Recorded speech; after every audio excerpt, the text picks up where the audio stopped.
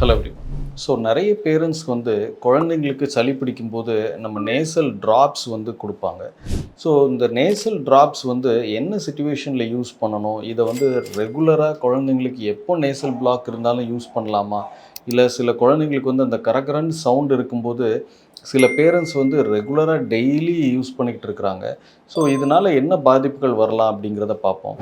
இந்த saline drops வந்து எதுக்காக கொடுக்குறோம் அப்படின்னு சொன்னால், குழந்தைங்களோட நோஸில் சளி வந்து அடைச்சிட்டு இருக்குது அப்படின்னு சொன்னால் அதை வந்து கிளியர் பண்ணி குழந்தைங்க வந்து ஈஸியாக ப்ரீத் பண்ணுறதுக்காக தான் இந்த நேசல் ட்ராப்ஸ் வந்து நம்ம யூஸ் பண்ணுறோம். ஸோ இதை வந்து யூஷுவல் அந்த சலைன் ட்ராப்பில் சால்ட் தான் இருக்குது. ஸோ அந்த சால்ட் வந்து என்ன பண்ணும் அப்படின்னு சொன்னால் குழந்தைங்களோட மூக்கில் இருக்கிற மாய்ஸ்ட்டை வந்து அப்சர்வ் பண்ணுறதுக்கான வாய்ப்புகள் ரொம்ப ஜாஸ்தி.